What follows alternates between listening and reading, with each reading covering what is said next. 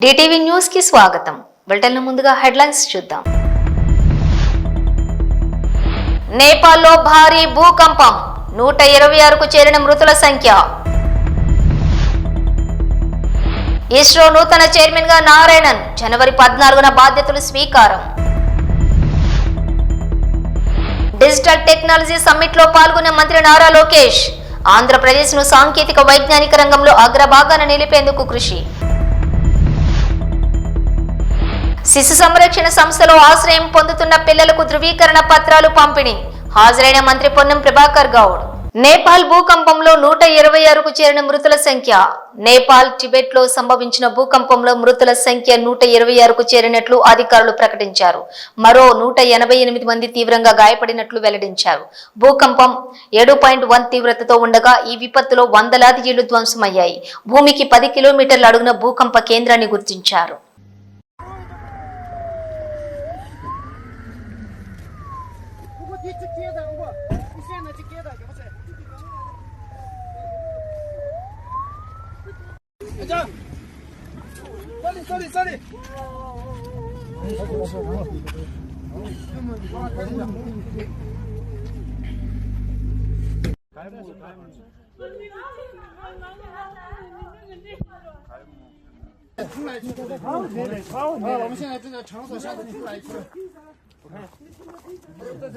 Indian space research organisation తదుపరి chairman గా doctor V Narayanan నియమితులు అయ్యారు. దీనిపై అధికార ప్రకటన వెలువడింది. ఇస్రో ప్రస్తుత చీఫ్ ఎస్ సోమనాథన్ నుంచి ఆయన జనవరి 14న బాధ్యతలు స్వీకరిస్తారు. ఇస్రోలో డాక్టర్ వి నారాయణన్ ప్రస్తుత liquid propulsion system centre director గా ఉన్నారు. రాకెట్, అంతరిక్ష నౌక ప్రొపల్షన్ విభాగంలో ఆయనకు విశేషమైన అనుభవం ఉంది. మహాకుంభ సన్నాహంలో భాగంగా ఎన్డీఆర్ఎఫ్ బృందం అరైల్ ఘాట్ వద్ద మాక్ డ్రిల్ నిర్వహించారు. డిఆర్ఎఫ్ డిఐజీ ఎంకే శర్మ మాట్లాడుతూ, మేము పగటిపూట మాత్రమే కాకుండా రాత్రి సమయంలో కూడా సవాళ్లను ఎదుర్కోవడానికి సిద్ధంగా ఉన్నామని ప్రకటించారు. మహాకుంభమేళా ఈ నెల 13 నుంచి ప్రారంభమై ఫిబ్రవరి 26 వరకు జరుగుతుంది. ఈ మహాకుంభమేళాలోని భక్తులకు ఇబ్బందులు కలగకుండా అన్ని చర్యలు తీసుకుంటున్నామన్నారు.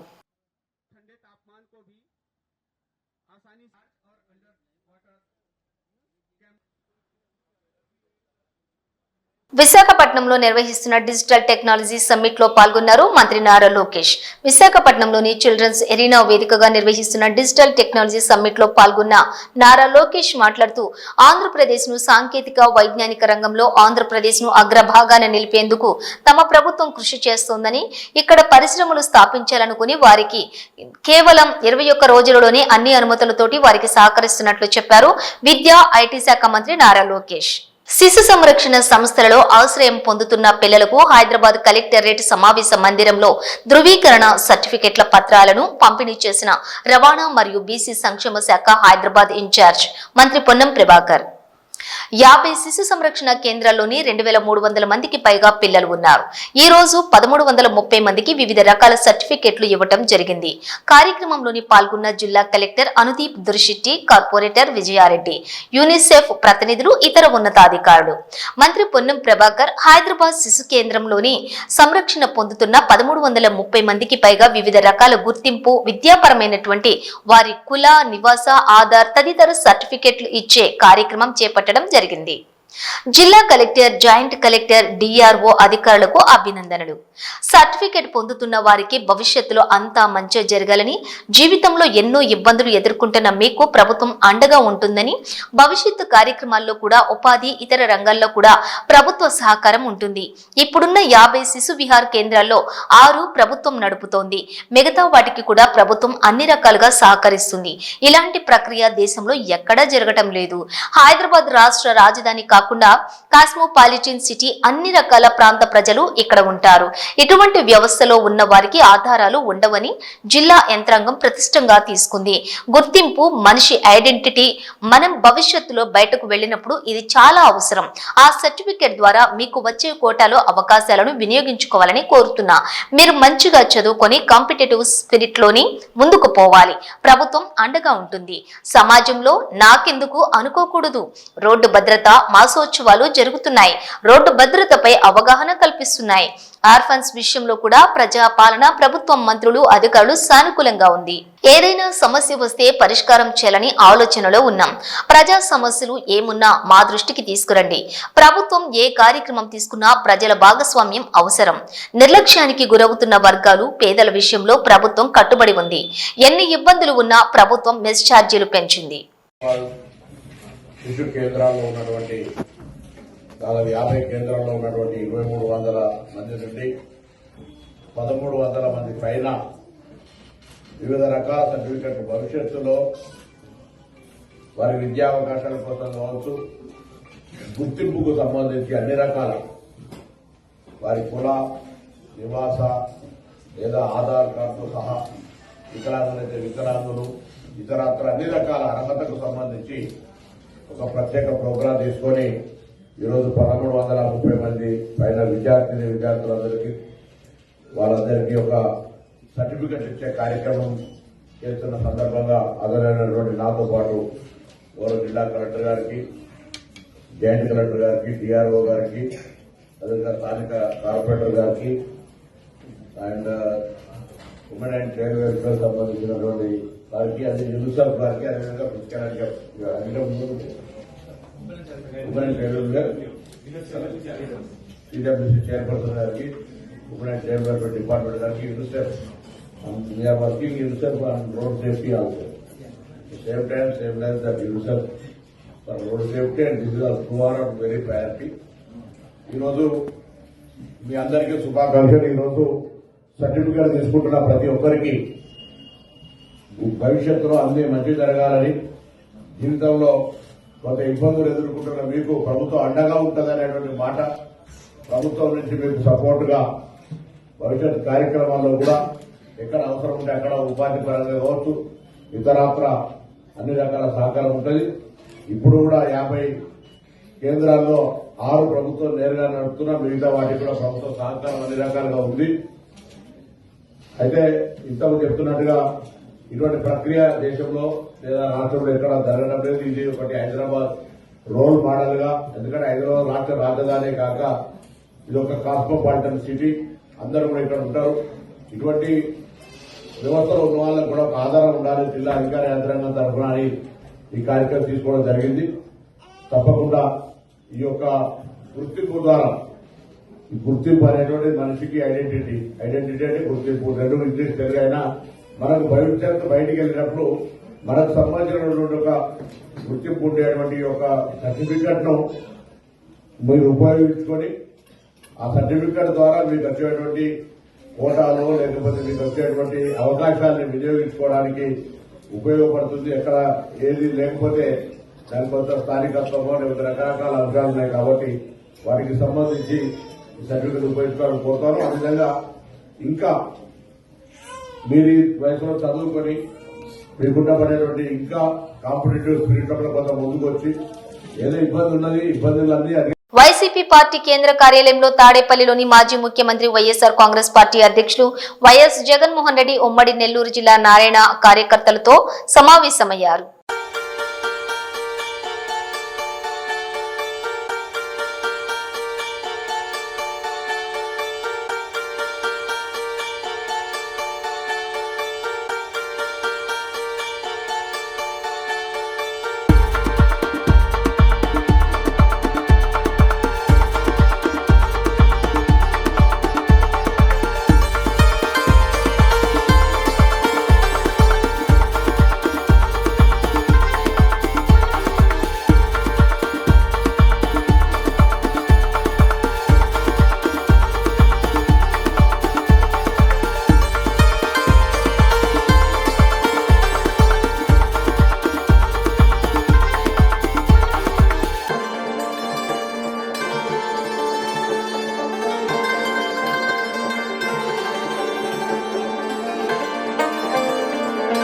రాష్ట్ర ఉప ముఖ్యమంత్రి పవన్ కళ్యాణ్ విశాఖపట్నం చేరుకున్నారు. విమానాశ్రయంలో జనసేన పార్టీ నేతలు కోన తాతారావు, శ్రీ పివిఎస్ఎన్ రాజు, శ్రీమతి అంగ దుర్గా ప్రశాంతి, పి ఉషా కిరణ్, పేడాడ రామ్మోహన్, బోడపాటి శివదత్, బి శ్రీనివాస్ పట్నాయక్ తదితరులు స్వాగతం పలికారు. నోవాటల్ దగ్గర పార్టీ నేతలు డాక్టర్ పంచకర్ల సందీప్, కళ్యాణం శివ శ్రీనివాస్, తోట సత్యనారాయణలతో పాటు బ్రహ్మకుమారి సంస్థ ప్రతినిధులు స్వాగతం పలికారు.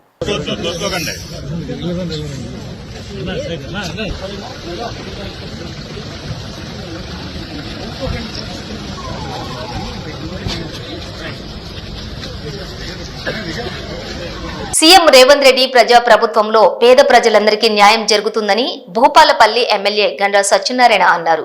ప్రజా పాలనలో అర్హులైన వారికి అభివృద్ధి సంక్షేమ పథకాలు అందించడమే కాంగ్రెస్ ప్రభుత్వ లక్ష్యమన్నారు. మహిళలను అన్ని రంగాల్లో అభివృద్ధి చేసేందుకు ప్రభుత్వం ఎంతగానో కృషి చేస్తుందన్నారు. గత ప్రభుత్వం 10 ఏళ్లు అధికారంలో ఉండి ఏమీ చేయలేక ప్రజా ప్రభుత్వం చేస్తున్న అభివృద్ధిని చూసి ఓర్వలేకే దిగజారుడు ఆరోపణలు చేస్తున్నారని ఎమ్మెల్యే ఆరోపించారు. భూపాలపల్లి మండలం కమలాపూర్ గ్రామంలో సీసీ రోడ్లు, సైడ్ డ్రైనేజీ నిర్మాణ పనులకు ఎమ్మెల్యే గండ్ర సత్యనారాయణ శంకుస్థాపన చేశారు.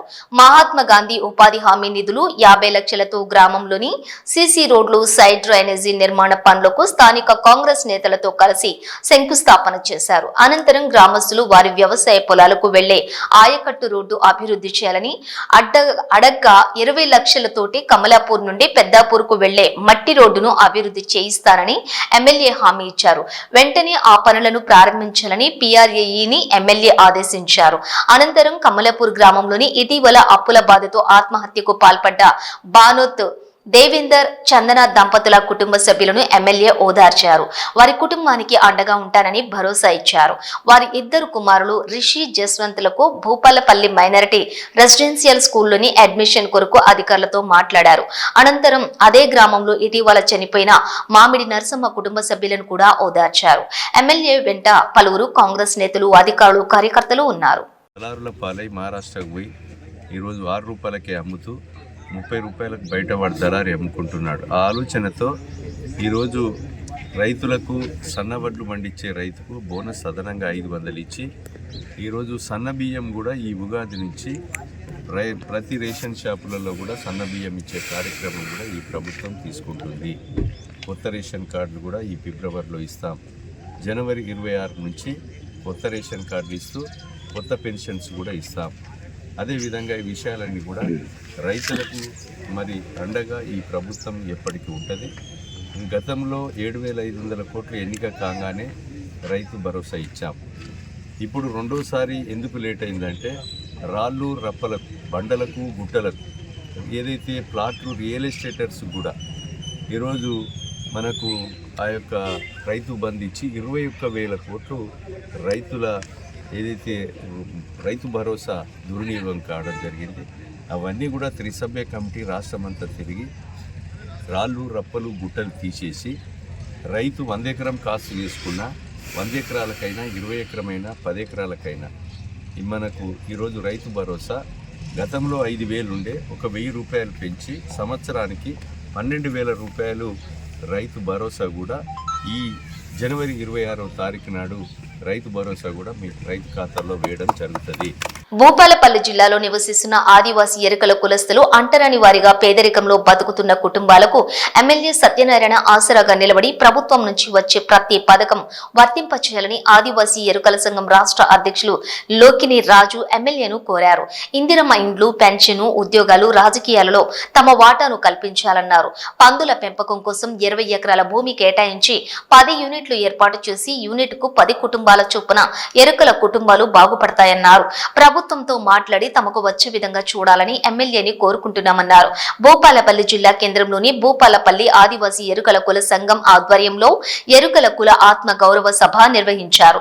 జిల్లా అధ్యక్షులు కేతిరి సుభాష్ ఆధ్వర్యంలో ఏర్పాటు చేసిన సమావేశంలో భూపాలపల్లి ఎమ్మెల్యే గండ్ర సత్యనారాయణ, ఆదివాసీ ఎరుకల సంఘం రాష్ట్ర అధ్యక్షులు లోకిని రాజు పాల్గొన్నారు.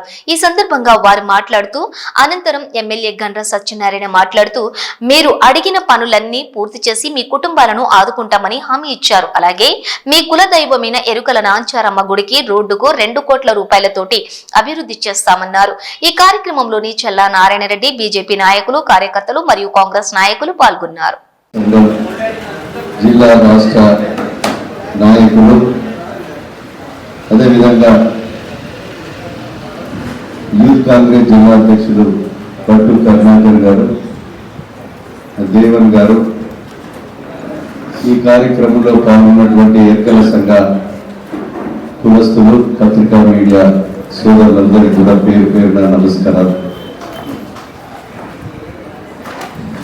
ఎరుకల నాంచారి అంటే రామప్ప శివారులో ఉన్నటువంటి ఎరుకల నాంచారమ్మ దేవాలయం అనేది ఒక పవిత్రమైనటువంటి రామప్ప దేవాలయానికి ఏ రకంగా పేరుందో ఆ రకమైనటువంటి పేరు నాచినటువంటి ఎరుకల నాంచారమ్మ దేవస్థానం అనేది మరి కాకతీయులు నిర్మించినటువంటి పెద్ద అమ్మవారి దేవాలయం.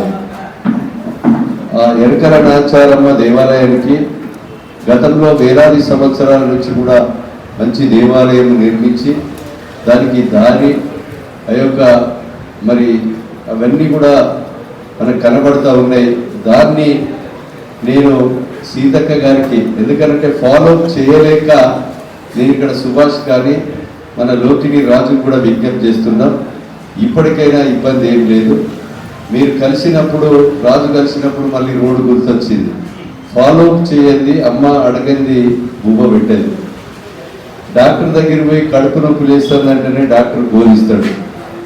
మీరు ఫాలో అప్ చేయడంలో రాష్ట్ర కమిటీ, జిల్లా కమిటీ పూర్తిగా నిర్లక్ష్యం ఉంది. సీఎం రేవంత్ రెడ్డి ప్రజాప్రభుత్వంలో విద్యపై ప్రత్యేక దృష్టి సారిస్తున్నట్లు భూపాలపల్లి ఎమ్మెల్యే గండ్ర సత్యనారాయణరావు అన్నారు. ప్రభుత్వానికి విద్య, వైద్య రంగాలను రెండు కళ్లుగా భావించి అధిక ప్రాధాన్యత ఇస్తున్నట్లు తెలిపారు. కొంతమంది ప్రైవేటు భవనాల యాజమానులకు ప్రభుత్వం కిరాయిలు సమయానికి చెల్లించలేదని తాళాలు వేసి ఇటు విద్యార్థులను అటు ప్రభుత్వాన్ని బద్నాం చేయడం మంచి పద్ధతి కాదన్నారు.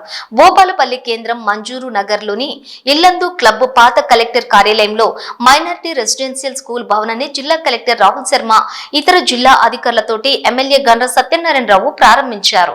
ముందుగా జిల్లా అధికారులు, విద్యార్థులు, కాలేజ్ ప్రిన్సిపల్, సిబ్బంది, అతిథులకు ఘన స్వాగతం పలికారు.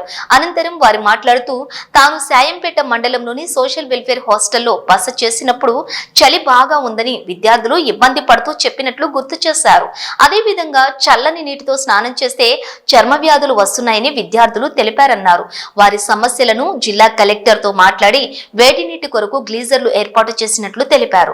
గత ప్రభుత్వం 10 ఏళ్ల పాలనలోని మెస్, డైట్ ఛార్జీలు పెంచలేదని, డైట్ ఛార్జీలు పెంచిన ఘనత ప్రజా ప్రభుత్వానికే దక్కుతుందని అన్నారు. విద్యార్థులు శ్రద్ధగా చదువుకుని భవిష్యత్తులో ఉన్నత శిఖరాలను అధిరోహించాలని ఆకాంక్షించారు. ప్రభుత్వం కల్పిస్తున్న సదుపాయాలను సక్రమంగా సద్వినియోగం చేసుకుని ఉన్నత ఉద్యోగాలు పొందాలని సూచించారు. ప్రభుత్వ సంకల్పానికి అనుగుణంగా విద్యార్థులు కూడా ఉత్తమ ఫలితాలు సాధించాలన్నారు. ఏకాగ్రతతో చదువుకొని ఉన్నతంగా స్థిరపడి తల్లిదండ్రులకు విద్య నేర్పిన గురువులకు, జిల్లాకు మంచి పేరు తీసుకురావాలని కోరారు. రాహుల్ శర్మ గారు, అదేవిధంగా ఆర్డీఓ గారు, శైలజ గారు, మైనార్టీ ఆఫీసర్, అదేవిధంగా ప్రిన్సిపాల్ గారు, డిఓ గారు, ప్రజాప్రతినిధులు, విద్యార్థులు, పత్రికా మీడియా సోదరులందరికీ కూడా నమస్కారాలు తెలియజేస్తూ, మనము ఒక మంచి ఉద్దేశంతో మీ యొక్క భవిష్యత్ కోరి ఈ భవనం ఒక పీస్ఫుల్గా, ఒక ప్రశాంత వాతావరణంలో ఉండి మీకు మంచి లక్ష్యాన్ని, గమ్యాన్ని ఎంచుకొని మీరు మంచి పట్టుదలతో చదవాలనే ఉద్దేశంతో ఈరోజు ఇక్కడికి భవనంలోకి మార్చడం జరిగింది. మీరు మా పర్సనల్ రిక్వెస్ట్ ఒకటే, మీకు ఎలాంటి ఇబ్బంది లేకుండా ఈ జిల్లాలో ఉన్నటువంటి అన్ని గురుకులాలలో మరి మేము శాంపేట హాస్టల్లో నిద్ర తీసినప్పుడు చలికి ఇబ్బంది అవుతుంది, మా గీజర్స్ కావాలి, బ్లాంకెట్స్ కావాలి, బెడ్షీట్ కావాలని కోరితే గౌరవనీయులు మన జిల్లా కలెక్టర్ గారి దృష్టికి తీసుకెళ్ళి ఏదైతే విద్యార్థుల భవిష్యత్తు బాగుండాలని ఈరోజు అన్ని హాస్టల్లో గ్లీజర్స్ కానీ, బెడ్షీట్స్ కానీ, ఈరోజు బ్లాంకెట్స్ మీకు పంపిణీ చేయడం జరిగింది. ఈరోజు ఈ రాష్ట్ర ముఖ్యమంత్రి గౌరవనీయులు కాంగ్రెస్ ప్రభుత్వం విద్య, వైద్యం రెండు కళ్ళతో సమానంగా మనం ఈరోజు ప్రాధాన్యతనిస్తూ అన్ని రకాలుగా ప్రైమరీ స్కూల్స్ కానీ, హై స్కూల్స్ కానీ సమ్మర్ హాలిడేస్లోనే విద్యా కమిటీ చైర్మన్గా మహిళా సోదరిమణులు అనేసి ఈరోజు వాష్రూమ్స్, డోర్స్ పరిస్థితిని బట్టి అర్థం చేసుకోకుండా కొంతమంది పిల్లలు నిలబడి తాళాలు కూడా వేశారు, మానవత్వం లేకుండా. నేను ఒకటే కోరుతున్నా, ఈరోజు ఇది వ్యాపారం కాదు. ఈ ప్రభుత్వము విద్యార్థుల కొరకు ప్రతి నియోజకవర్గ కేంద్రంలో 146 నుంచి 200 కోట్లైనా పర్వాలేదు శాశ్వత భవనాలు కట్టించాలనేటువంటి ఆలోచనతో విజయదశమి రోజు శంకుస్థాపన చేసినాం.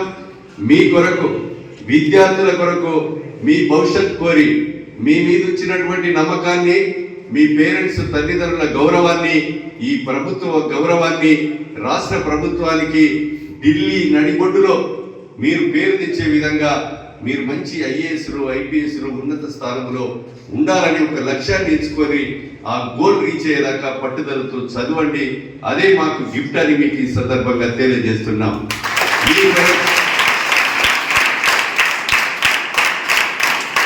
మీ కన్వీనెంట్ కొరకు ఈ ప్రభుత్వం ఏ పనైనా విద్య కొరకు మీకు సహకారాన్ని అందిస్తుంది. ఇక్కడ మరి కలెక్టర్ గారు మేము మాట్లాడుకొని ఒకటే మాట కోరితే, కలెక్టర్ గారు గీజర్స్, బెడ్షీట్స్, అదేవిధంగా వాటర్ ప్లాంట్, ఇంకా ఇవన్నీ రకాలుగా ఇచ్చాం. ఇంకేమైనా సెక్యూరిటీ పరంగా కాంపౌండ్ వాల్స్, అదేవిధంగా చిన్న చిన్న ఫర్నిచర్, బెంచెస్, అది లేకపోతే టాయిలెట్స్ లేకపోతే కూడా నాకు 10 కోట్లు వస్తే 7 కోట్లు మన గురుకులాలకే ఇచ్చాం. కలెక్టర్ గారి గురించి కూడా తప్పకుండా టాప్ ప్రియారిటీలో మొదటి ప్రాధాన్యతగా ఈ యొక్క విద్యకే, మీ యొక్క గురుకులాలకు, ప్రైమరీ స్కూల్, హై స్కూల్కే ఇవ్వడం జరుగుతుందని సందర్భంగా తెలియజేస్తూ, ఎలాంటి రాజకీయాలు విద్యార్థుల పట్ల కానీ ఈ యొక్క మరి హాస్టళ్ల పట్ల కానీ ఉండదు. మనము ఈ ప్రాంతంలో చదువుకున్నటువంటి పిల్లలు, చిన్నారులు మంచి భవిష్యత్తు కోరి ఈ భవనాన్ని ఎంచుకొని మీకు అందించడం జరిగింది. ఈ అందించిన భవనాన్ని చూసి నవ్వడం కాదు, మంచి పేరు తెచ్చే విధంగా ఆని ముత్యాలు ఈరోజు ఆని ముత్యాలై ఈ యొక్క జిల్లాకు, ఈ రాష్ట్రానికి పేరు తెచ్చే విధంగా మీరు కష్టపడి చదవాలని మనస్ఫూర్తిగా మీకు రిక్వెస్ట్ చేస్తూ, అదే ప్రిన్సిపాల్ గారికి, ఉపాధ్యాయులకు,